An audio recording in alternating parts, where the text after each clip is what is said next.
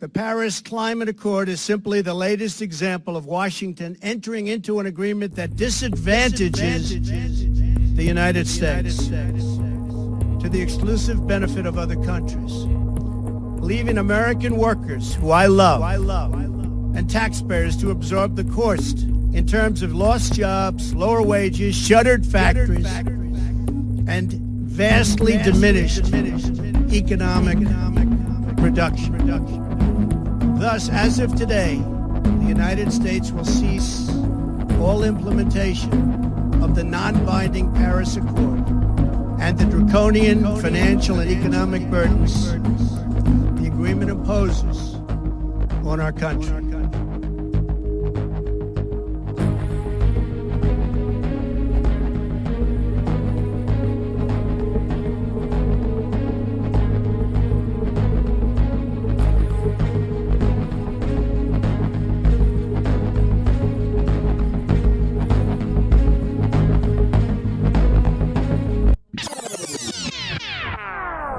Oh, hey, you're listening to CJLO 1690 AM in Montreal, and this is The Worlds We Want, a podcast powered by Future Earth.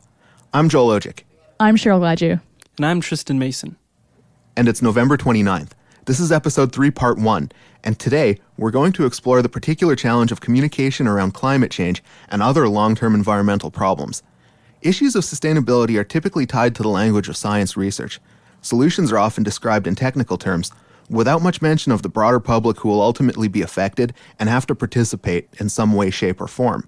In episode 2, we looked into the research side of this question when we discussed transdisciplinary research. Today, we're going to try to tackle the communication side of sustainable transitions for the worlds we want and hopefully illustrate the challenges and opportunities for scientists, policymakers, and the average citizen. In this show, we're going to talk about some of the issues inherent to science communication and Future Earth's role in the changing context of the communication of scientific research.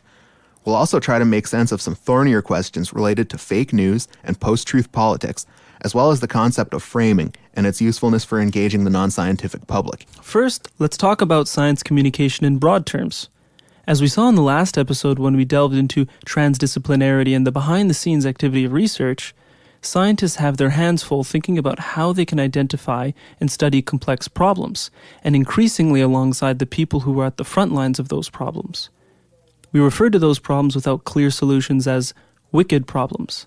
And they are wicked because they operate in a social context, and despite what you might have been taught in Economics 101, the social context is anything but predictable or rational. Research into complex problems often means collaborating with people from different walks of life, which can require a kind of continuous translation from one field of knowledge to another. Once research is completed, and the team has interesting things to share with policymakers, the broader public, or any stakeholders, they face the difficult task of communicating this complex and often not easily simplified information yet again. In many ways, this has been and continues to be the frontier where we've struggled most. We know what the problems. In fact, I think for the natural scientists, it's easier that we know what the issues are.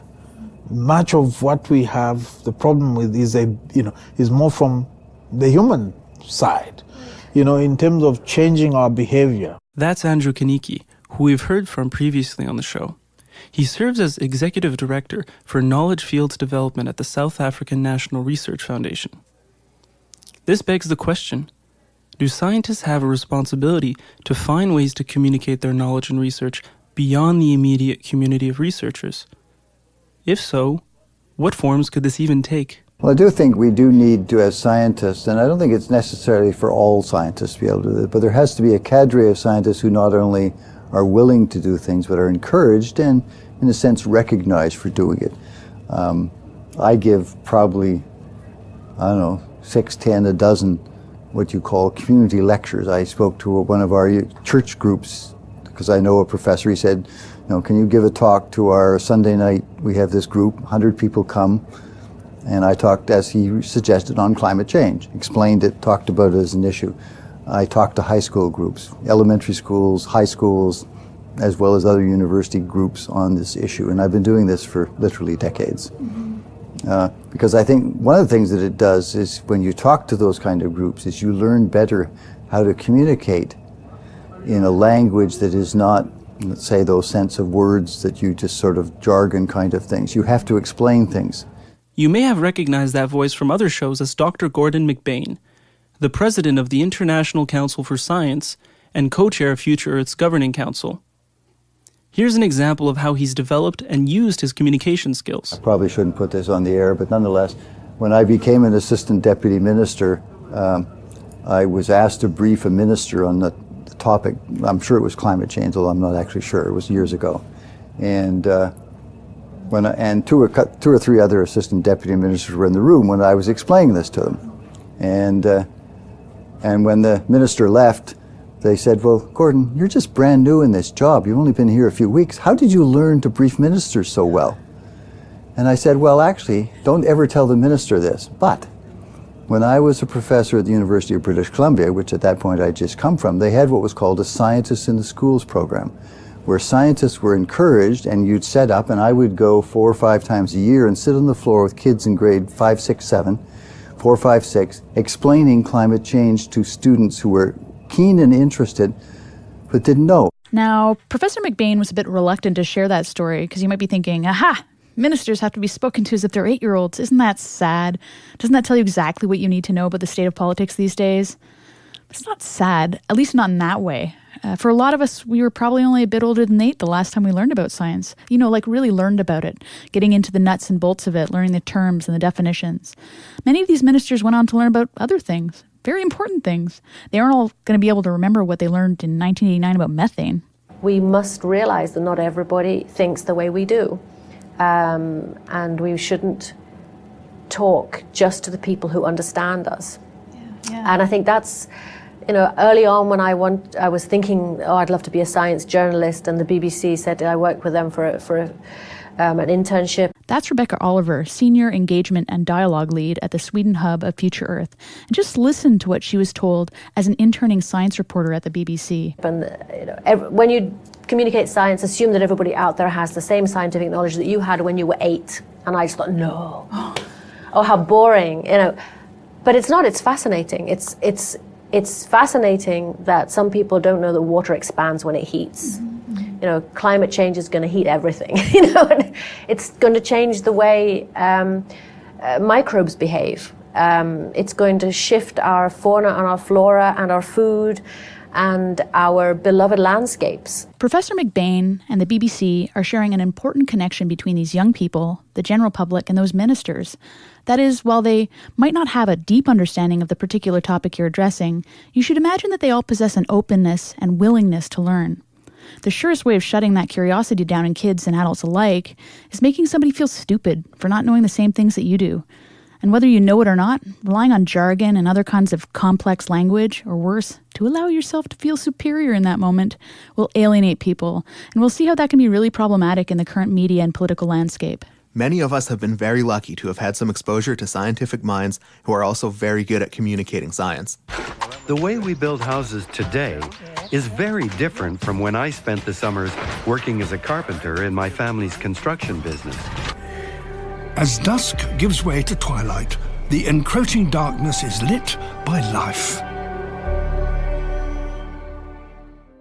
We hear it so much that it feels like a buzzword, but it is far from it. Climate change is a real and serious issue.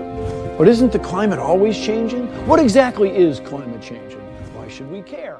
These folks have likely inspired many to get into the sciences, but not everyone can dedicate their profession to this kind of communication. After all, they're busy doing science. Thankfully, there are a growing number of communications professionals working with scientists to address this. Like this guy. So my name is Asscher. Asscher, who we're going to hear from quite a bit today, is the center manager of the Tyndall Centre for Climate Change Research, based at the University of East Anglia in the United Kingdom. I'm a science communicator, so I'm a professional communications person. I'm not a scientist.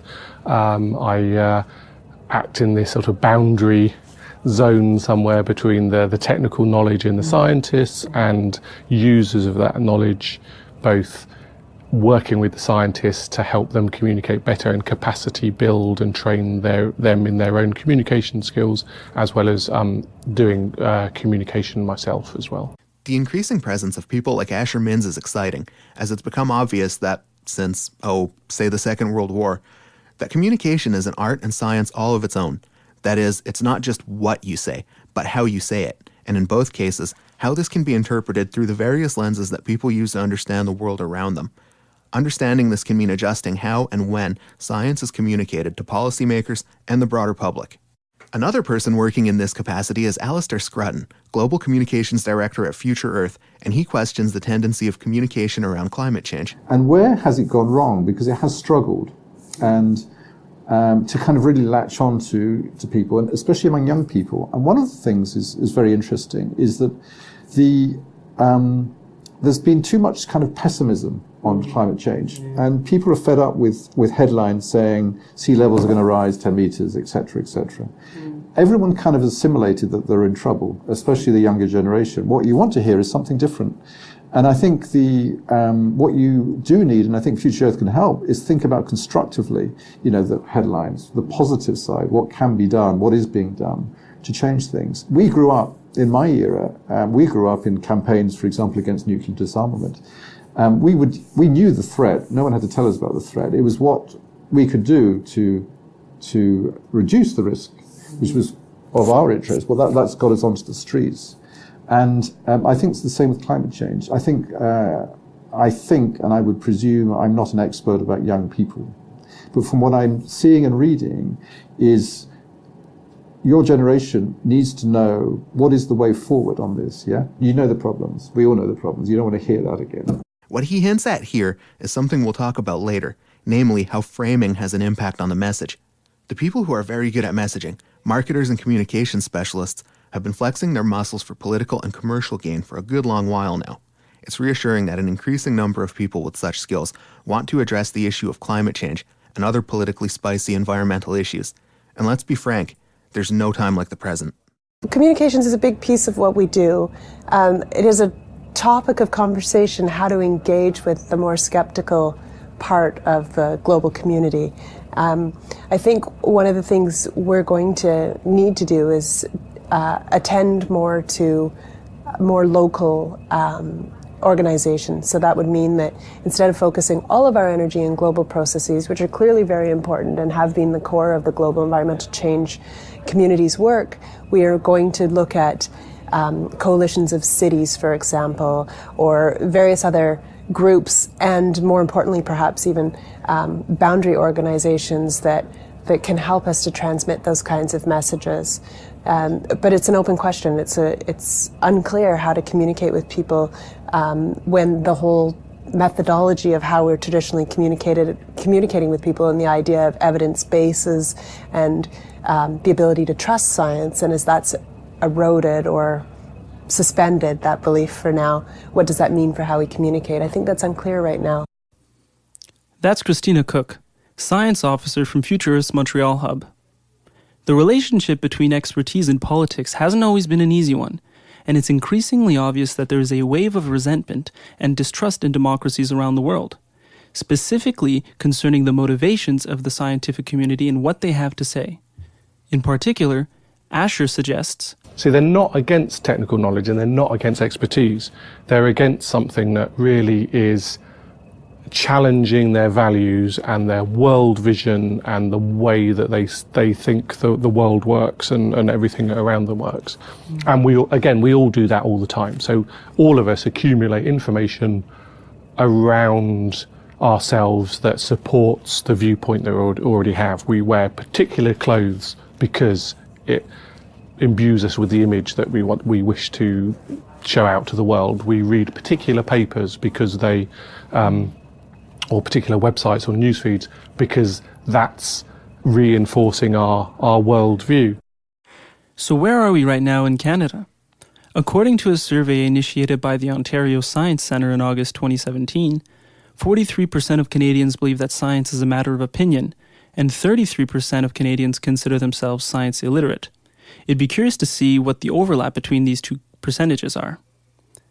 The same survey showed that 79% of Canadians are concerned that fake news is damaging the public perception of science, and that nearly one-third of Canadians don't understand, believe, or trust science reported in news. On a positive note, more than 80% of Canadians want to know more about science and how it affects our world. This means there is still an openness to learning. We just have to find the effective ways of doing so in the current climate, which is challenging to say the least. Now, you've certainly heard about the expressions fake news and post-truth politics. Fake news emerged as a conspiratorial meme associated with the 2016 presidential election of Donald Trump. Post-truth politics has been gaining currency to describe various political events, like Great Britain's referendum vote on the European Union, also known as Brexit. In its simplest form, fake news refers to false stories used as a tool of propaganda. You might be telling yourself this is old as the hills, and you're right. Part of the reason that fake news, like other forms of conspiratorial thinking, is very effective is that in every good lie, there's a nugget of truth. And occasionally the news media does make mistakes. It's because it's run by humans. These days, when the media acknowledges human error, you hear a collective gotcha or worse. You are fake news. Whereas for every other story, no matter the evidence to the contrary, conspiracists can hide behind a veil of a larger plot. It's only a matter of time before the truth comes out. Raising doubt is a super effective rhetorical device. Rather than being immediately dismissive of people who succumb to this kind of thinking, it's important to consider why conspiracy can be very comforting to people. It gives us a sense of greater control and understanding than we might otherwise have in a complex world. You see this kind of thinking on both sides of the political spectrum, but especially when people feel powerless. There isn't a culprit. We are part of a system, and we're all part of making that system. We're consumers and we're citizens, and we can't talk about sustainability as if we are outside the system. That was Rebecca Oliver again, sharing the uncomfortable truth about the condition we now find ourselves in. That said, it's way more comforting to think that there's a group of fundamentally evil people behind major social ills that we could easily stop, with the right kind of good guys, rather than this just being an assortment of people in power responding to pretty normal human impulses. It's not a comforting notion that a change in personnel won't likely lead to the kind of change many of us feel is needed. Moreover, it doesn't conform to the narrative arc we've become accustomed to. We love hero stories, and buying into conspiracy theory allows you to see yourself as the potential hero. For example, with the Pizzagate conspiracy, where one man saw himself as the kind of person who can put an end to child sex trafficking just by showing up to a pizza parlor with a gun. If only these kinds of systematic problems were that simple. That said, this also signals a few things for us to consider, at least in the case of the people seeking out these ideas. Firstly, there's a desire to understand the problem, and secondly, stories are persuasive teachers. What makes fake news especially troublesome in contemporary times is the vehicle through which it travels. Before Facebook's massive public launch in 2006, the primary gatekeepers of information were traditional media like newspapers and news broadcasters. Today, with roughly 2.5 billion people using social media across the globe, the spread of misinformation is not only much faster and more prolific, but also harder to track. As a matter of fact, at the time we recorded this, major social media companies in the US, including Facebook, Twitter, and Google, are being investigated for their platform's role in facilitating the spread of deliberate misinformation during the 2016 presidential election. These platforms also have the effect of normalizing extreme views. Whereas before, people with kooky ideas would, have to shout them from a park bench or someplace, which doesn't give them much credibility. But now with the right camera and post-production software, these same people can upload decent quality videos to YouTube and find other people with equally kooky views. The human response to extreme ideologies, which are often presented as an attack to the norm, is a defensive one, which can effectively shut down discourse between folks in the middle, which is most of us, as we start to construct a distorted view of those who are on various sides of the political spectrum. We start to demonize those who we don't agree with. This is dangerous. History has taught us so many important lessons about what happens when we start to other our neighbors. This leads up to post-truth politics. Whereas fake news refers to false stories, post-truth politics is described as public debate which appeals to people's emotions. While politics has always been filled with emotion, post-truth politics is unique in that the issues are framed in such a way that emphasize people's emotions at the expense of truth, or the facts of the issue. A relevant example for this show is the way different political parties deny human-induced climate change as a matter of policy, despite the overwhelming majority of research telling us that it's a thing and that we should be concerned about it. These political parties are able to blatantly deny an issue of scientific consensus because they're able to frame the issue in a way that resonates with people's emotions, namely fear of change, rather than their objective understanding of the issue, which, as the polls tell us, is pretty weak. As you can imagine, the twin phenomena of fake news supporting conspiratorial rhetoric and post-truth politics make scientists' job difficult. So what can we do about it? Be bold and make interventions in the media, in social media, because if they're not, then they're part of the problem. If you're just being quiet and feeling that you need to sort of hide in the office because powerful politicians might be saying slightly nasty things in the newspapers, then you're complicit in that if you're not stepping forwards. And so to go off topic, and you can cut this out entirely, I have a vision of a campaign of experts where we try to get people to be proud to be experts again. So I'd like to see the little button badges, I am an expert, or proud to be an expert, or T-shirts and all this sort of thing. But experts are everybody. Yeah? Experts are midwives, they're plumbers, they're car mechanics, they also happen to be professors and scientists and that sort of thing. Everybody has expertise, and I think people should be proud of that and step forward with that, because actually everybody relies on expertise all the time. If I go to the doctor, then I go to the doctor because I don't have the expertise. I've gone to an expert to say, something's not quite right, could you check me out or whatever. And so I think we all need to basically sort of step forwards and step up. And on the political front, Asscher suggests that experts and concerned citizens have a role to play in direct action. One thing that I think people should do, and people who are concerned and interested, is make that known to their local representative, whether that be council or parliament or whatever that is.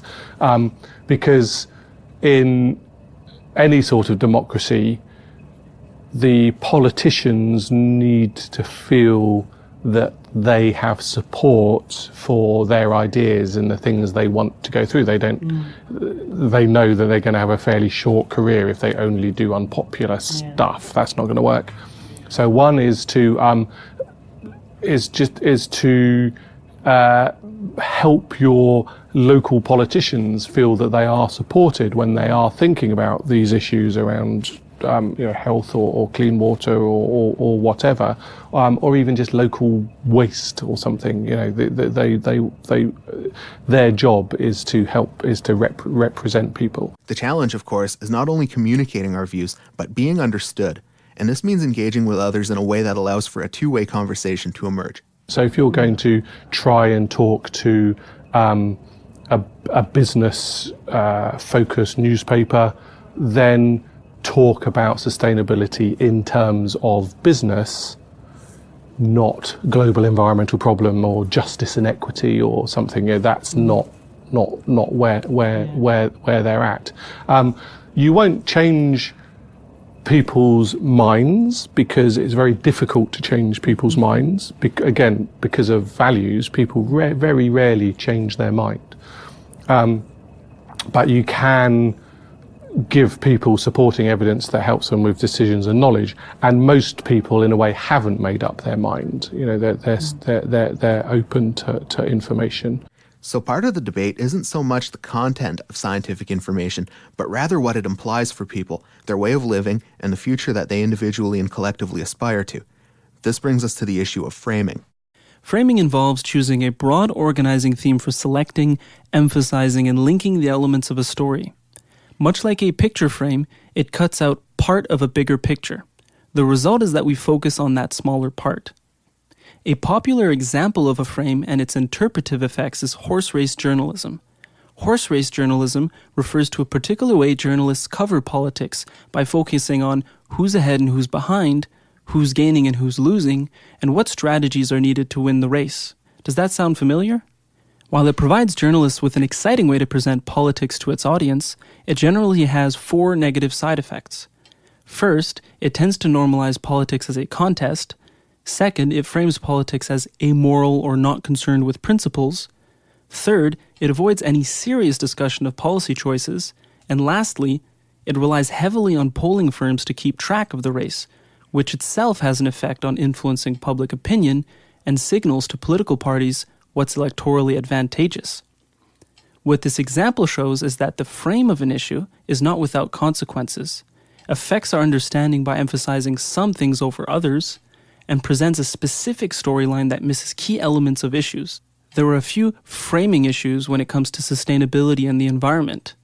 One relates to Alistair's comments earlier in the show and criticizes the way that debates on major environmental problems have a negative ring to them, as they tend to have a defeatist framing. We are always talking about disaster risk reduction, about trying to prevent the apocalypse, but I think we can turn many of the things, so to say, onto a positive side, actually.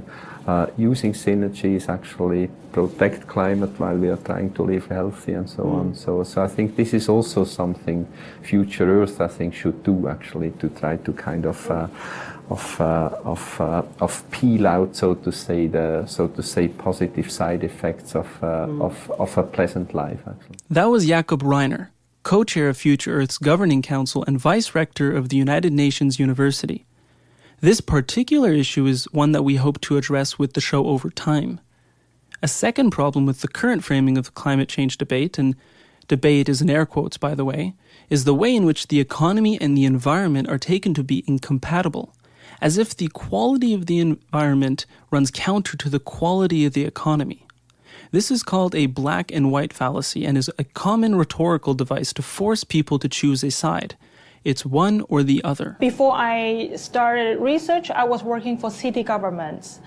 And city governments, they face a lot of challenges. And one of the challenges is that they have to prioritize their budget to make sure that they are making right decisions for the people. And really often that they have to choose the right policy and to implement during the election term.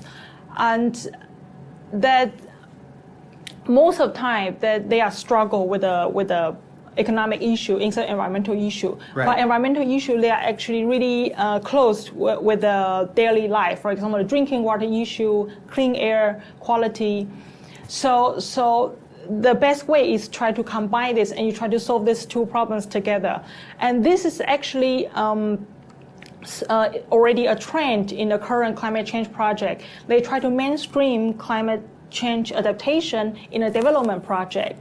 That was Roting Hwang Lachman, a PhD candidate and early career scientist, talking about her experience as a city planner and working through the environment-economy dichotomy.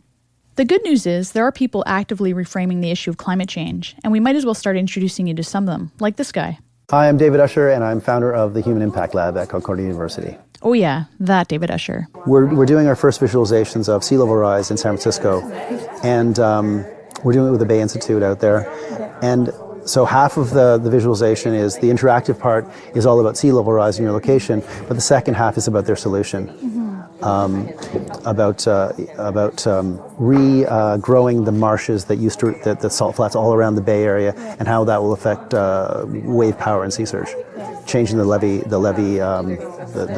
heights of the levees. So I think solution is important, but it's almost, for me, it's almost like until you set the line in the sand of when it's going to happen, you can't, we need to have that line. We need to have a when. And the reason we're able to get to a when and pick a number is, scientists really like to have hard data, hard evidence on the front end and have variable on the back end, right? But we've sort of flipped the idea on its head. So we've got a group of scientists from different parts of the world, and every year we recalculate the data and then we reset the clock. So we start to measure how we're doing against 2 degrees. Are we losing time or gaining time every year? The Human Impact Lab focuses on how art, technology, and science can be enmeshed to generate greater social impact. One of their projects is the Climate Clock, which uses regularly updated climate data to show how much time we have until the world reaches dangerous levels of human-induced climate change. You can toggle between 1.5 and 2 degree averages in global temperatures on the clock. The clock was conceived knowing that a lot of people are talking about climate change. This is a conversation that takes place in a small personal conversation on your Facebook feed or in a group like this. Now we're trying to take that conversation and put it into public spaces. And project it where it can't be ignored. Right. The Climate Clock is featured as the centerpiece for the Canadian Museum of Science and Technology's traveling exhibit about climate change, and was recently presented at the United Nations Climate Change Conference, COP23, in Bonn, Germany. But you can check it out anytime you want on the Human Impact Lab's website, which you can find a link to in the show notes. The reason they developed the clock was in many ways in order to reframe the issue in a way making time a a metric that we talk about, rather than talk about just temperature or carbon, which no one really understands. If you really think about it, and when you think, what else do we don't measure things that way. As we've just seen, there are a number of frames that limit our understanding of the issues we face, and perhaps more important, constrain our efforts to find solutions. Whether it's moving from a fatalistic to an optimistic view, or breaking down the economy-environment dichotomy, or just making clear how little time we really have left, we have to experiment with communication techniques. And like so many things on this topic, there isn't one way to do this effectively. We need to do the push of knowledge. So this is what we know, and there's expertise, and this is what the experts know. But there's also values-based communication where you look to see where you can meet the people you're engaging with. You look at their motivations, their values. So a lot of it is how you frame the conversation. You often end up having the same conversation, but you frame it in such a way that it works for that particular group, that particular audience, that particular user. And to use a not very good example, you don't talk to a 3-year-old the same way as you talk to my grandmother. And so you would talk to them in ways that make sense to them. So that doesn't mean that you're dumbing down what you say. You approach the conversation on common ground. And we do this all the time. We do this in all our social lives, our private lives. We talk to people about what they're interested in, get to know them a bit, and then we embark on fuller conversations. And in science in particular, there's this very much the sender-receiver mode of just pushing out knowledge. But why haven't you read my technical paper published in Science in 2009? If only you had. That's just not how people engage with information. So those science papers are very important and very influential, but for engaging the wider world, there has to be kind of other types of intellectual products, other types of products. Writing by Cheryl Gladu and Tristan Mason. Field recording by Arun Dayanandan and Charlie Plaisir. Interviews by Tristan Mason, Joel Ojic, Charlie Plaisir, and Cheryl Gladu. Recording and production at CJLO 1690 AM by Patrick McDowell. Music featured in this episode is Plans Fall Through by Alexia Avina. And, of course, the whole thing is powered by Future Earth.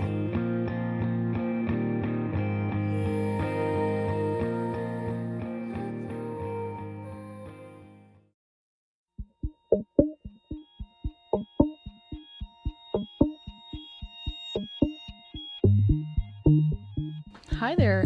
This is Cheryl Gladu. I'm in studio with Joel and Tristan this evening. And we're about to go into an interview with Professor Peter Timmerman, who's an associate professor at York University in the Faculty of Environmental Studies there.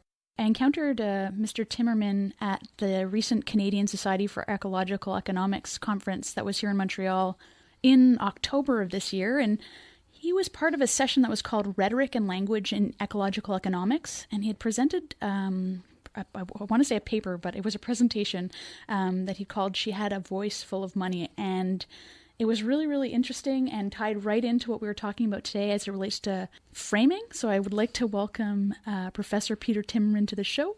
He's coming in from Toronto. Hi, are you there? Hi, Cheryl. How are you? Hi, great. Thanks for joining us. I was wondering if you could, give us a little bit of a brief introduction to what you're talking about in this presentation. She Had a Voice Full of Money, which is a really poetic title. But I was wondering if you could just talk a little bit about what you presented, in particular the relationship between abundance and scarcity and our assumptions about, how society works and that sort of thing. Well, the quote is from actually The Great Gatsby, which is one of the great books on American hubris and money and so on. It came out of a project that I've been working on looking at whether or not ecological economics, which is this different form of economics, the one that looks into the physical world and how the physical world and economics actually function, unlike standard economics. And there's been quite a lot of work looking at whether or not standard economics has a rhetoric of language, a language that allows it to take language like good words like good and service and turn them into goods and services and a variety of other things. And I was interested in whether ecological economics has been not as successful as it could be by using a lot of the same language. And it's fairly true, with one or two exceptions, that in ecological economics, nobody has really spent much time looking at what kind of language would be appropriate if you were going to create an alternative economics either that's a no-growth economics or an economics that spends more time looking at the natural ecology than looking at the self-interested desires of rational consumers and the rest of that kind of stuff. So that's kind of how it started. Scarcity and abundance is another whole thing. Do you want me to talk about that? Yeah, I'd love for you to talk about that. One of the things that just really settled in my mind during your talk was when you specifically mentioned how people react to the idea of constraints, and right. how, you frame, the planet's running out of X, and you're just like, well, there's Mars, and that really resonated with me as somebody who teaches in a business school. So do you want to, please? Well, modern economics and the modern world we live in come from Romanticism, and part of the Romantic model, which is a kind of a reaction against the Industrial Revolution, was a reaction also against kings and priests. The great phrase for Romanticism was, "We will strangle the last king in the entrails of the last priest," and this whole idea of there being no real chains or limits on human understanding or experience is a very romantic idea, and it kind of sets in motion this idea of a kind of infinitism, and standard economics is devoted to a particular kind of infinitism. We have infinite needs, infinite desires, and the only reason why you and I don't kill each other is that we have a market that negotiates between the different desires that we have and limits us because we have different price mechanisms and so on. So my question, which was the frame for my presentation, is what happens when you actually run up against the limits of a planet? What happens when Romanticism, which has been the basis for technology and culture and poetry and language and science for the last 100, 200 years or so, runs up against firm limits to growth and so on? And when that happens, as you pointed out when you just mentioned it, the classic thing is, well, we'll figure out a way around it, or we'll come as close as possible, and then we'll fudge it, or whatever. Human beings will always find a way around it, and all the rest of it. And this is a classic way of romantics hiding themselves from the possibility that we may actually run up against limits. And one of the reasons why I find that interesting is because up until that period, up until the Industrial Revolution, people lived with limits because they were poor and didn't have very much, and so most of the religious traditions of the world and the mythical traditions and most people's cultural traditions were based on how do you actually live within limits, and how do you think about what are the conditions of existence, which we now think of as chains and limits, and one day we will all be immortal, and et cetera, but that's not how people used to think. And one of the things that's interesting about ecological economics and about the cultural shifts that are going on is people leaping backwards before the Industrial Revolution to see what it was like when people actually thought about and lived within certain kinds of limits and courtesies and virtues and a whole range of things that seem to be incredibly archaic and conservative and the rest of it. And one of my interests is how to bring back some of that language without turning it into sort of neoconservative constraints on people. And that's part of the projects that I work on. That makes any sense? Yeah, it totally does. I'm just going to introduce Joel here. He's going to ask you a question. Hi, Joel. Hi, Professor Joel here. Thanks for being with us tonight. What I wanted to ask real quick was I really like the point you're making about how it's perceived that we are limitless, especially in regards to arguments we hear a lot against taking climate change seriously. Yeah. Like, we'll just figure out a way to get around it. Technology will save us we don't have to, make sacrifices. Absolutely. But what I wanted to ask was, do you think rather than being a hindrance, things like capitalism and pricing might help as things get more rare, and not artificial scarcity, but as things really do get more rare, as we approach those limits? Couldn't rising prices make us all a bit more responsible, make us all a bit more conservative, and put those limits on the things we do? Like, I'm not going to be wasteful of these things. I'm going to appreciate them because they cost a lot. Well, I think there's some of that is going on. I think that's true. But we have all kinds of examples of things that the prices rose, and then the people involved decided to cash out before the prices fell again or before the thing completely disappeared. And we have all kinds of examples in economics of people who basically ran stuff completely into the ground so they could get the last cash value out of it before it completely was destroyed. So I don't think the idea of market rise in prices that will somehow order the scarcity will work in all. It might work in a few cases. Some things have gotten more expensive and we use less of them. But in other cases, especially with rare and endangered stuff, the history is really poor. That's a good point. Thank you. Yeah. So, hi, Professor Timmerman. This is Tristan, the third host of The Worlds We Want. Hi.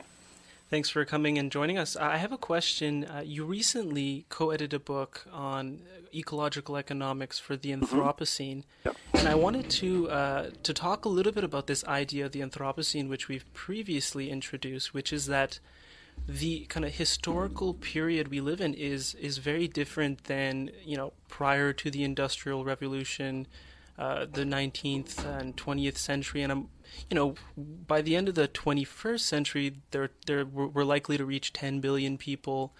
Technology is changing very rapidly and reaching all parts of the world. And we're seeing, greater economic integration and all that kind of stuff. And I'm wondering how you think this idea of changing our view of scarcity in this changing historical context works.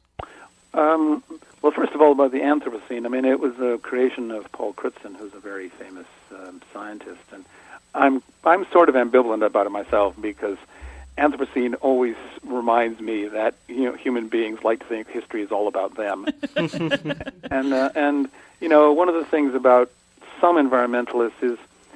I often think that one of the things that actually separates some people environmentally from others is when they decide that the human narrative is not the only important narrative on the planet.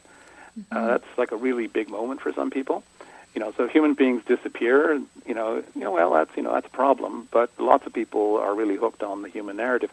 So the Anthropocene, which is going to be a short period, at least the way things are going, I think it makes geological sense because the trace is always going to be there.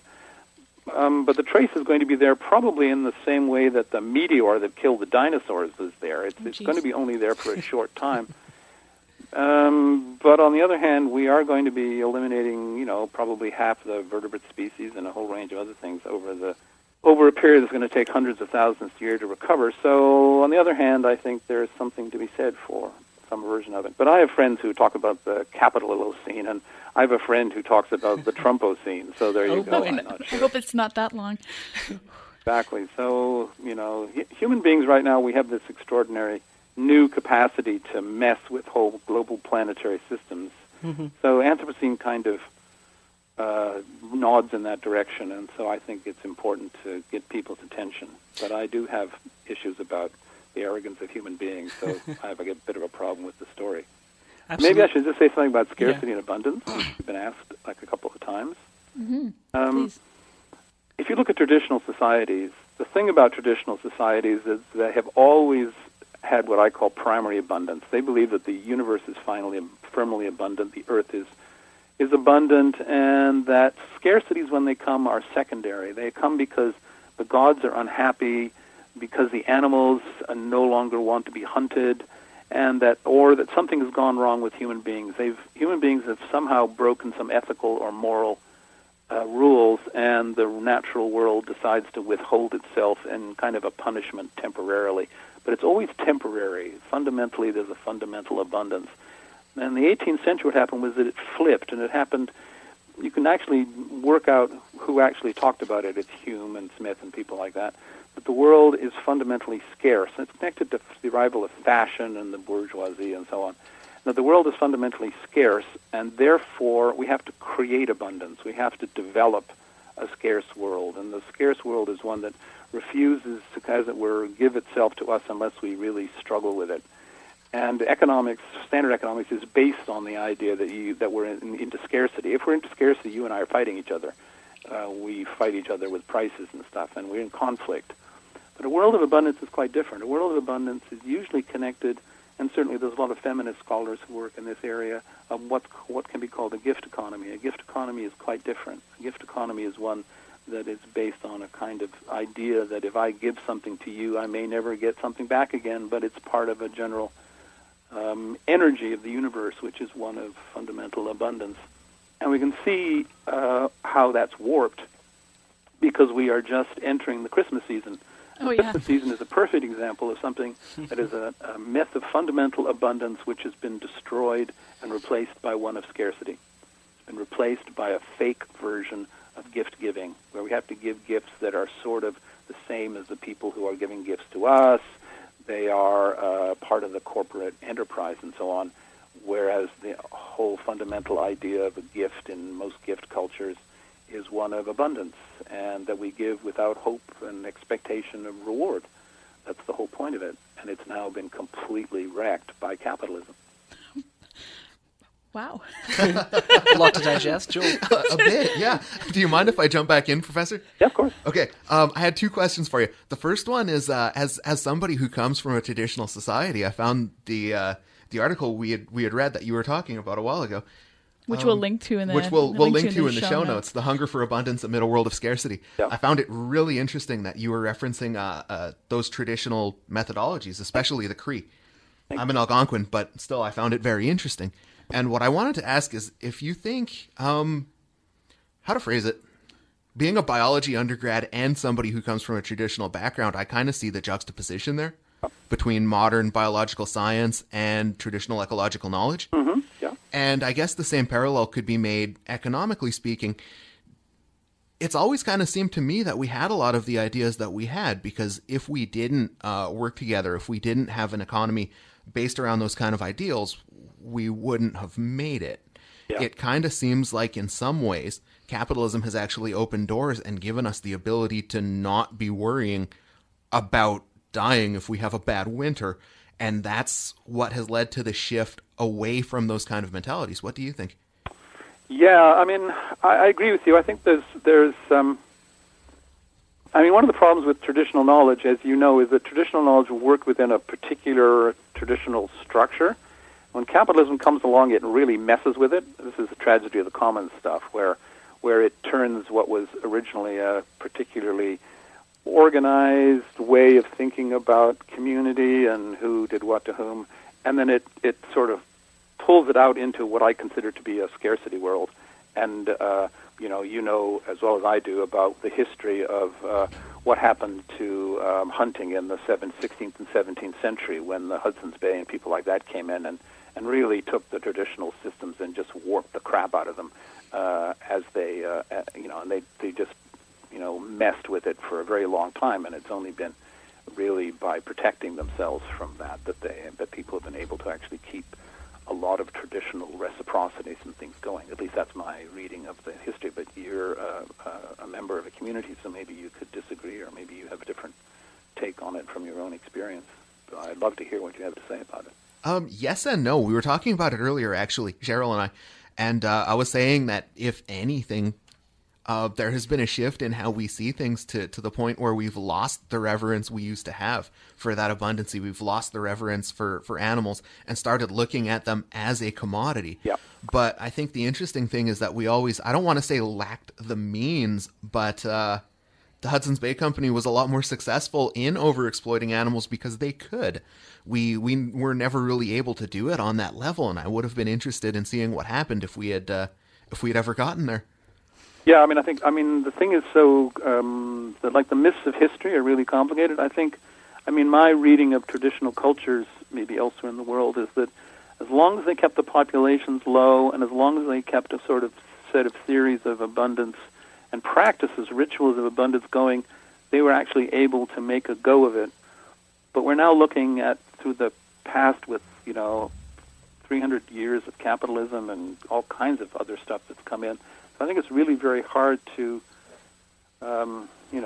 work on it. I do know from people that I work with and so on, that there's some things about abundance that stay, and you'll probably have examples of this that you could use. But one of the best examples of kind of a classic abundance theory is that when anybody in at least the traditional communities I know actually gets something, they have to spread it around to all their relatives and everybody. Absolutely. But that's an abundance theory. That's like, oh my God, somebody's finally got something. Absolutely. And now here's the day, right? And I think that's something that, like I was talking about earlier, comes from being used to hardship and being used to depending on that. And in a similar vein, if I could ask you one more quick question. But can I just finish? For sure.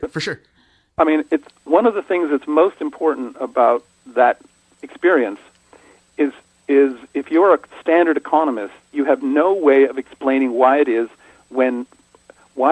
traditional peoples love partying.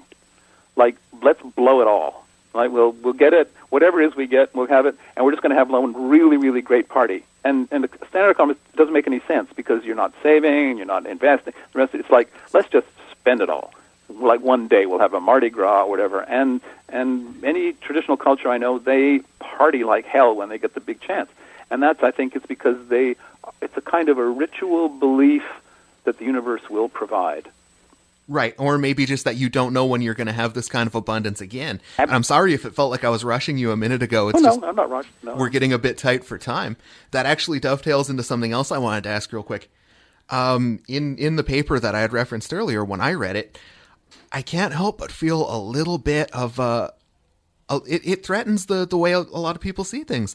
And as an econ nerd, I wanted to ask what you think if somebody were to say, well, what about the concept of Robinson Crusoe economics, in that if I go out and get a coconut every day, if I ever get sick or hurt and I can't do that, I'm going to die. We have to put some stuff away. We have to treat it as scarce. We have to have a stockpile of these coconuts we can draw on in tough times. I could see that being a common objection. What do you think the counter to that would be? Well, the counter in a culture of abundance, and the classic thing is that, and St. Francis of Assisi is the best example of this, which is that as soon as you move into property and private property, the abundance begins to disappear because you don't actually trust in the universe. So a religious storage version is no storage. If God is going to provide, so just trust in the Lord and He will provide. And it's worked Francis of Assisi, and there's something about hanging on to things because you don't trust that it will come around again that probably brings on this temporary scarcity. And my historical understanding is that cultures that have shifted over into a scarcity model have usually had long periods of drought and things like that, where it looks as if scarcity is going to become the fundamental dynamic of the society, and they basically lose their sense of sharing and community. That's at least my experience of looking at disasters and things like that. But I take your point. For you and I, not having storage and insurance and all the rest of it and property is insane, right? But it's a very strong religious view, and it's a view that God is abundant, or the universe is abundant, depending on your religion. I think we could talk about this for a really, really long time. We're all super interested. I guess what I'm sensing that, I think what a lot of people become afraid of is when we start talking about the past as if, like we're going to go back and live as we did in the past. And I think you'd already pointed out this is the idea of like drawing back in order to leap forward into a new way of doing things. And I'm seeing this coming down even in more conventional economics, the ideas that, Elinor Ostrom brought forth, challenging the ideas of the tragedy of the commons. He said actually when people got together and they made the rules together, they're okay at doing this in some instances. Absolutely. I revere Elinor Ostrom. Yeah, as do I. Do I have time to tell a story? Yes, we have a couple minutes, so okay. How much time do we have? There's a very famous poet. His name is Gary Snyder, who's a Pulitzer Prize-winning poet. Lives up in the Sierra Nevada in California. He's a Zen Buddhist monk, and he was once asked by Jerry, who was I forgot his last name, Jerry, the guy who is now the governor of California many years ago. He was asked to come down to have at a Zen meeting, and he was asked to come down and give a speech. And he came down and gave a speech, and the governor of California was so astonished by how wonderful the speech that Gary Snyder was giving him about Zen and abundance and the long history of the First Nations and things. And the governor said to him, Gary, you should get out of the mountains and come down here and put your ideas into the mainstream. And Gary Snyder said, I am the mainstream. You are just a 500-year diversion. And I think that's true. I think this is like a 500-year diversion, and that some new version of the old, if I can put it that way, will come forward. I mean, I have a sense of that, and that's why I write about traditional cultures and why I write about this what I call this implosion of sensibility. I think this implosion of sensibility for people who understand where we're going, people, environmentalists, perhaps you and other people who are worried about the situation, I think it's actually a kind of a religious exploration of what it would mean to be in a culture that people had in the past by necessity, but we don't have to do it by necessity, at least not yet. We should do it voluntarily, and what would that mean for both our personal lives and for the planet? And that's why I think I'm interested in both the spiritual traditions and the environment and economics and putting them all together in some kind of a new old story. Well, that's a great way to wrap up. Yeah, thanks a lot, Professor Timmerman, for being with us today. We had a great discussion, and I think our audience members will be very appreciative. So that's actually going to be a wrap for our show today. Good. Well, Thank you. Thanks for getting in touch with me, and I hope that was interesting at least. Oh, absolutely. Totally. Thank you very much. Okay, thanks. Bye. So that's going to be it for our programming in 2017. We will be doing some programming in 2018 on a monthly basis. Follow us on our social media pages, Twitter, Facebook, Instagram, and Medium, and you should be able to know when our next show will be, and we'll hope you'll join us. And don't forget to check the show notes. From everybody here at The Worlds We Want, thanks.